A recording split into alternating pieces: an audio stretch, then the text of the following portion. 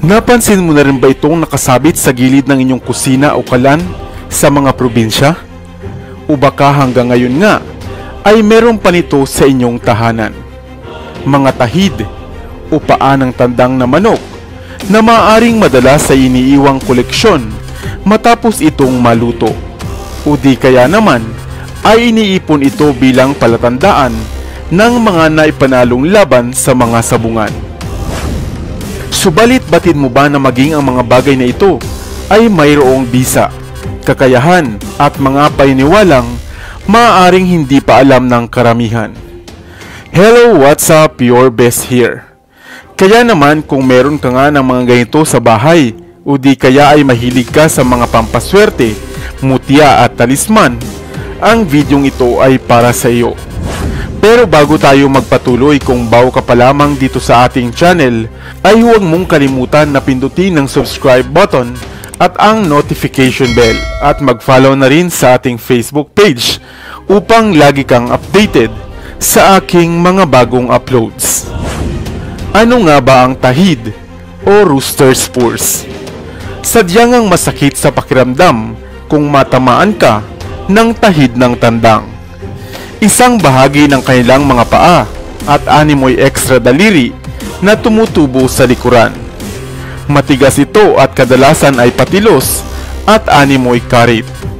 Madalas tumutubo sa mga lalaking manok o tandang ang tahid at ginagamit nga nila itong pananggalang upang depensa sa mga kapwa nila manok na makakalaban. Ang mga ito ay binubuo ng keratin na matatagpuan din sa kanilang mga tuka.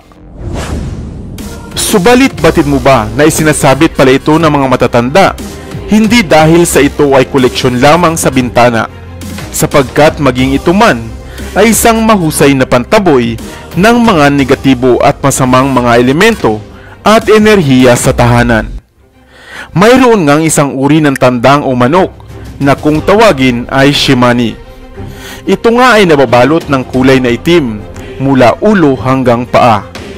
Madalas kinukuha ang tahid nito o ang rooster spurs upang ibenta at ginagamit pala bilang isang mutya at isang pampaswerte.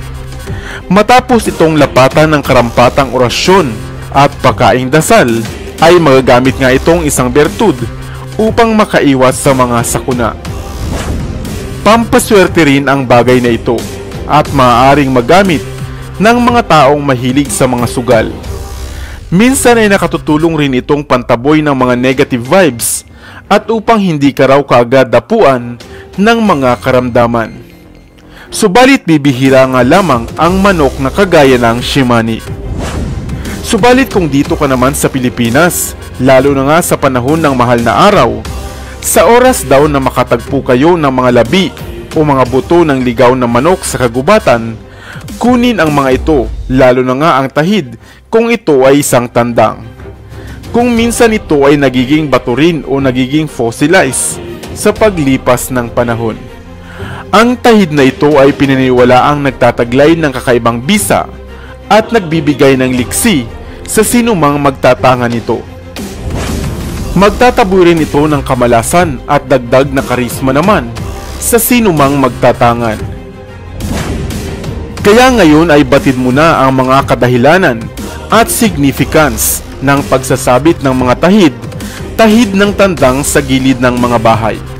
Hindi lamang pala ito bilang koleksyon, ay mainam din palang pangtaboy ng mga negatibong enerhiya at mga kamalasan.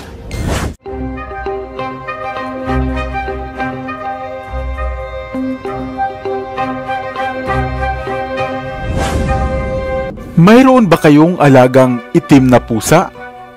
Batid mo ba na sa tulong ng hayop na ito ay maaari kang maging maswerte at magiging malapit sa iyo ang maraming oportunidad at mga pagkakataon?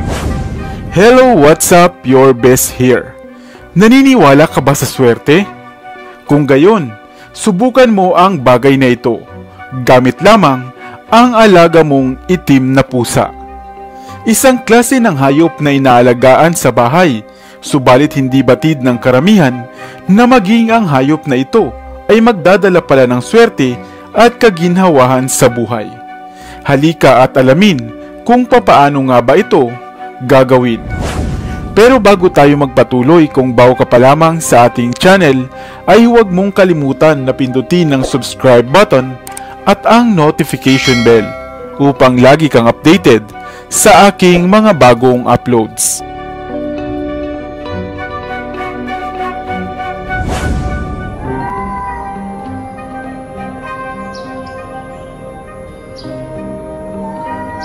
Ang mga pusa o Felis catus bilang scientific name ay isang inaalagaang hayop buhat sa Felidae family.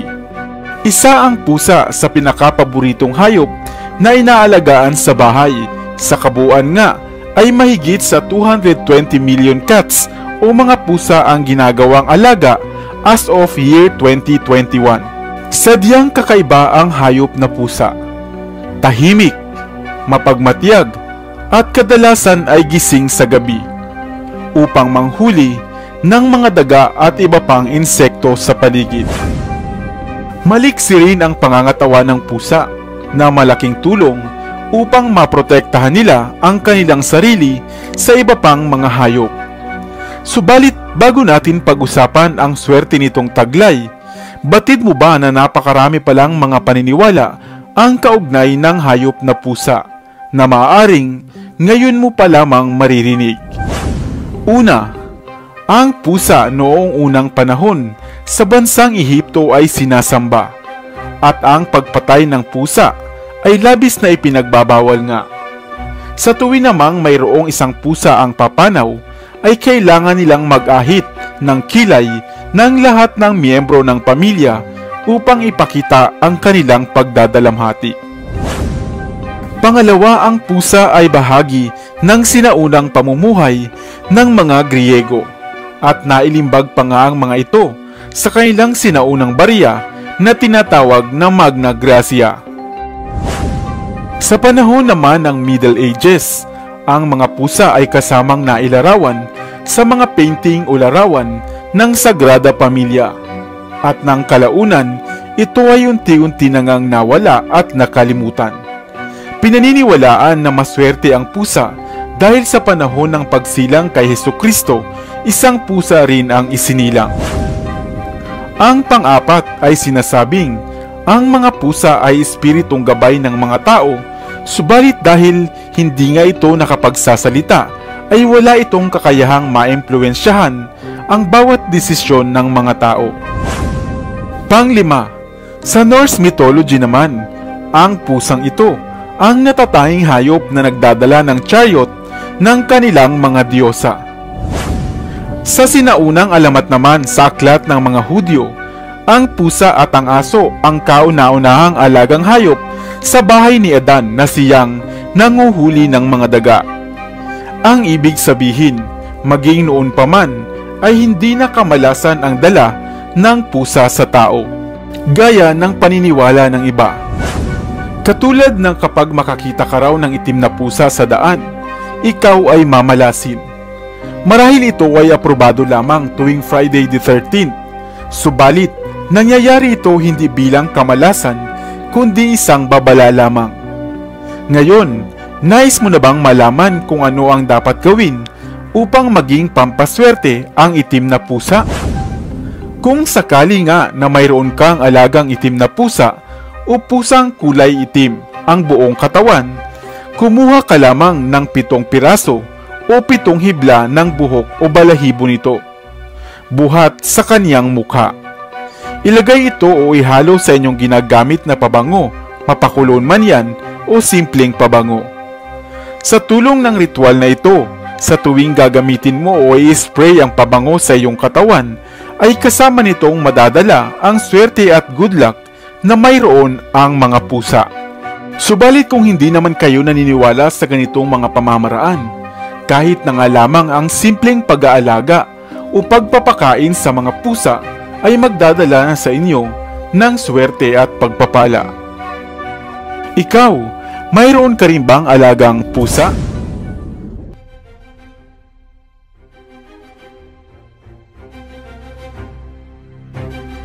Nakakita ka na ba ng isang butike na mayroong sanga-sangang buntot o buntot na dalawa? Marahil kung ikaw ay naninirahan nga sa probinsya, ay oo, nakakita ka na. Batid mo ba na isa ang buntot ng butike sa pinakamahusay na lucky charm o pampaswerte? Lalo na nga kung ang buntot nito ay sumasanga. Hello, what's up? Your best here. Sa videong ito ay alamin natin kung papaano nga ba ginagawang pampaswerte ang buntot ng butike. At kung ano-ano pa nga ba ang dapat mong malaman hinggil sa buntot nito. Ang butike o Hemidactylus frenatus o house gecko ay isang uri ng nocturnal na hayop na ang ibig sabihin ay madalas mo nga lamang silang makikita sa gabi. Subalit kapag minsan ay meron naman ito sa umaga. Ang mga butike ay kadalasang makikitang nakadikit na gumagapang sa kisame, sa dingding na malapit nga sa ilaw, sapagkat sila ay nag-aabang ng mga lumilipad na insekto upang maging pagkain. Kaya nga tinatawag din silang house sweeper, dahil sila nga ang umuubos sa mga insekto tulad ng langaw, ipis, lamok o gagamba, at ginagawa nga nila itong hapunan. Ang mga butike ay kadalasang humahaba ng hanggang 15 cm at maaari ngang mabuhay ng hanggang 5 taon lamang. Hindi rin sila nangangagat o makamandag, kaya ligtas ang pagkakaroon ng butiki sa inyong bahay. Humuhuni rin ang mga butiki na senyalis nga ng kanilang excitement sa panghuhuli ng insekto. At ang tunog o huni ng mga butiki sa bansang Bangladesh ay nangangahulugan pala ng yes o pagsang-ayon. Nais mo bang malaman kung ano-ano nga ba ang mga tawag nila sa butiki sa ibang lugar? Ang butiki sa Thailand ay tinatawag na jingjuk. Sa ilang bahagi naman sa India ay tiktikay. Viti naman sa Nepal, at dito sa atin sa Katagalugan ay butiki. Tiki sa Visaya at alutiit naman sa mga Ilocano. Subalit sadyang kakaiba at natatangi ang hayop na butiki. Dahil ito nga ay pinaniniwalaang nagdadala nga ng labis na swerte.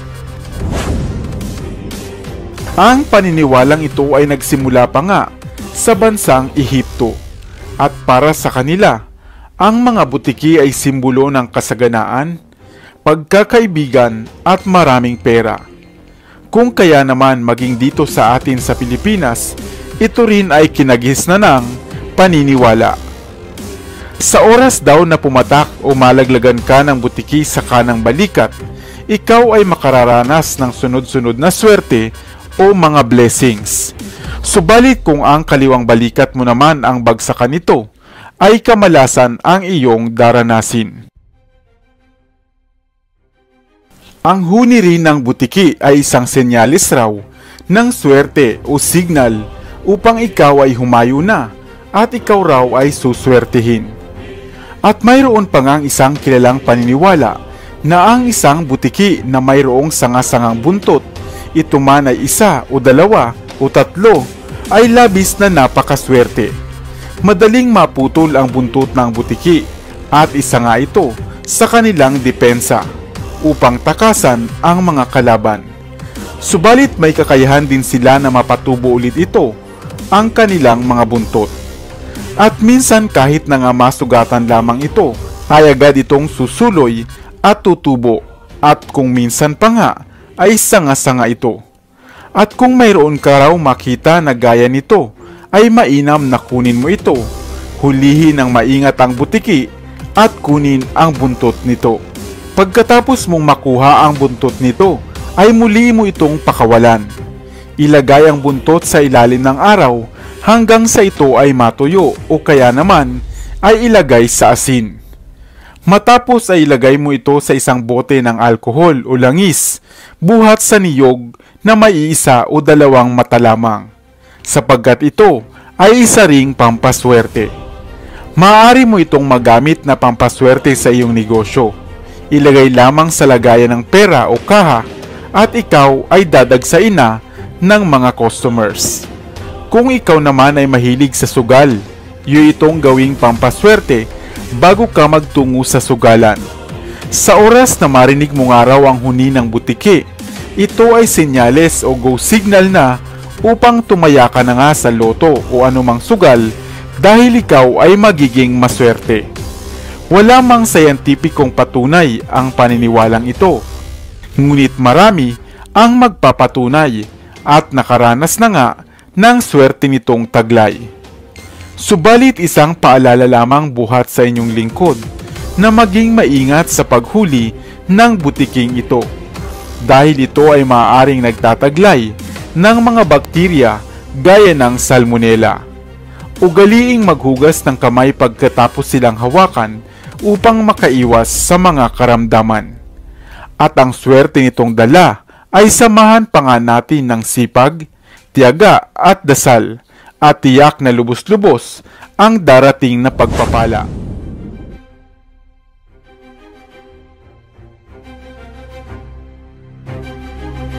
Nakakita ka na ba ng pagong o ng pawikan? Isang kakaibang hayop na popular dahil sa matigas nitong likod na animoy bahay nga niya na lagi niyang daladala. Subalit batid mo ba na mayroon din palang isang pambihirang bertud o pampaswerte na sa pagong na ito mo lamang makukuha? Hello, what's up? Your best here.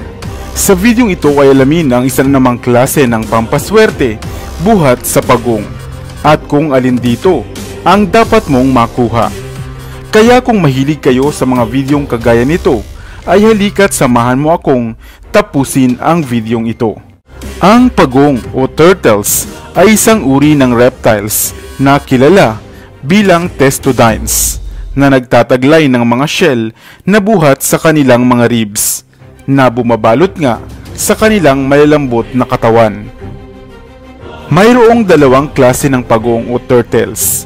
Una ay ang pagong na may kakayahang itago ang kanilang ulo at paa sa kanilang mga bahay sa tuwing malalagay sa alanganin ang kanilang buhay. At ang pangalawa naman ay ang pagong na hindi naman magawang mag-retracts ng kanilang ulo at mga paa. Mayroong mahigit sa 360 species o klase ng mga pagong, tulad nga ng tortoise, terrapins at sea turtles, at marami pang iba. Maraming pakinabang ang mga pagong sa ating mga tao. Madalas din silang inaalagaan at ginagawang mga pets. Minsan naman ay hinuhuli upang gawing pagkain. Ginagamit rin sila sa mga panggagamot, kaya naman sinasabing nauubos na nga ang kanilang mga lahi.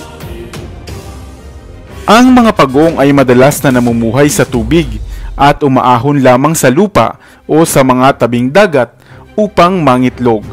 Batid mo ba na habang baby pa pala ang mga pagong ay mayroon silang 6 sakong itlog sa kanilang mga tiyan na unti-unti ngang humihilom sa kalaunan. Dito kasi nakalagay o naka-stack ang mga kinakailangan nilang mga nutrients habang sila ay lumalaki.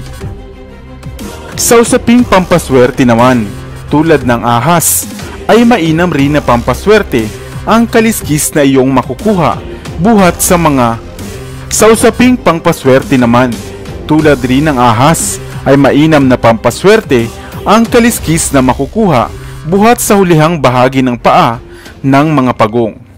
Sa oras na makakita ka raw ng nagbabalat o naglulunong paa ng pagong, ay kunin mo ito, patuyuin at itabi at ibalot sa pulang sisidlan. At isama nga sa iyong mga inaalagaang mutya at mga pampaswerte. Dahil sa ang kaliskis na ito ay mabisang pampaswerte sa mga negosyo tulad ng tindahan at mga paghahanap ng trabaho. Nagtataglay din ito ng panghalina upang ikaw ay madaling maibigan o magustuhan ng iyong natitipuhan. Maaari itong lapatan ng ibang mga orasyon o dasal o simpleng dasal upang mas maging mabisa pa. Ingatan ito, laging dalhin at gamitin ng naaayon. At syempre, Magtiwala sa inyong abilidad at sabayan ang gawa at dasal. Sa inyong lugar, ano ang bansag o tawag sa mga pagong? Dahil dito sa amin, sa Timog Katagalugan, minsan tinatawag din na bao ang mga pagong. Sana ay may bago kang natutunan sa videong ito. Dito na sa Best TV, tayo ay matuto, utak mapuno ng bagong kaalaman. Dito na sa Best TV, tayo ay lumibot, lihim na mundo ay ating matuklasan. Dito yan sa Best TV, dito yan sa Best TV, dito yan sa Best TV. Sapagkat ang mga laki may alam, dito yan sa Best TV. Sabay-sabay tayo na matuto, pagkat dito sa mundo lamang ang siyang marunong. Ating utak salina ng panibagong dunong, mga bagay na sa buhay ay makakatulong, mga sikretong kalikasan.